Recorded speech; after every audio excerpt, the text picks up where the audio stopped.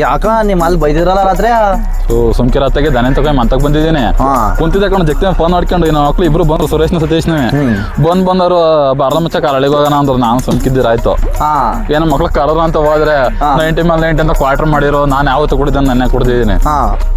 ಇನ್ನೇ ಬರೋದು 12 ಗಂಟೆ ಆದ್ದು. ನಮ್ಮಮ್ಮ ಕೆರೆ ಕಸ್ಕೊಂಡು ಹೊಡಿತು. ಇನ್ನೇನ್ ಮಾಡ್ತೀಯ ನೋಡಿ ಹೊತ್ತಾಗಿ. ಸ್ವಾಮಿ ಪರಮಾತ್ಮ, ನಿನ್ ಕತೆ ಆಮೇಲೆ ಹೇಳಿವಂತೆ. ಬಾ ಫಸ್ಟ್ ನಾ ಬಾತ್ರೂಮ್ ಹೋಗ್ಬೇಕು. ಸೊ ನಡಿಯಪ್ಪ, ನಾನು ಯುಗಾದಿ ಚಕ್ಲಿ ಹೊಡೆ ತಿಂದು ನಾವು ಹೊಟ್ಟೆಲ್ಲ ತೊಳಸ ಇಟ್ಕೊಂಡು ರಾತ್ರಿ ಕುಡ್ದಿದ್ಕುವೆ ನಾವು. ಅದು ಬೇರೆ ಬರೀ ಕಾರ್ಬೇಕಲ್ಲ ಉಂಡೆ ಎಲ್ಲ ಹಂಗೆ ಮನೆ ಕಂಡಿದ್ದೀನಿ. ನೋಡಿ ಫಸ್ಟ್ ಬಾತ್ರೂಮ್ ಎಲ್ಲ ನೀರವಲ್ವಾ ಬರ ನೋಡಿ ಫಸ್ಟ್ ಆಗಿ ಕುತ್ಕೊಬಿಟ್ರೆ ನಾವು ನೆಮ್ಮದಿ ಕಣ. ನನಗಂತೂ ಆಯ್ತಾ ಇಲ್ಲ, ನಾನು ಕೇಳಂತೂ ರಾಮ ಸ್ವಾಮಿ ಪರಮಾತ್ಮ. ಏನಪ್ಪ ಮನ್ಮತ್ತದ್ದು ಸೂರಿ ಲವ್ ಸ್ಟೋರಿ? ಸುಮ್ಕೆ ಹತ್ತಿಗೆ ಕೂಡ್ದು ಹೇಳಿದ್ನೇ ಹೇಳ್ತಾನೆ. 2 ದಿನ ಜಗಳ ಆಡ್ತಾರೆ, 3 ದಿನಕ್ಕೆ ಒಂದ್ ಆಡ್ತಾರೆ. ಕಲ್ಯಾಣಂ ಜಾತ್ರೆಗೆ ಬತ್ತಾಳ ಅಂತ ಕೇಳ.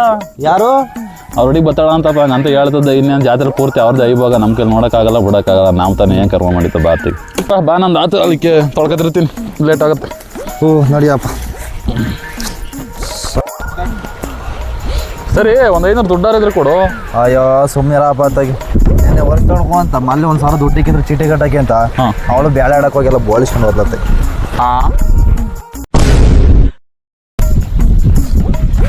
ಅವನ್ಯಾರು ಸಂಜಲ್ವಾ? ಅವನೇ ಅಡಿಗೆ ಮಾಡ್ತೀನಿ.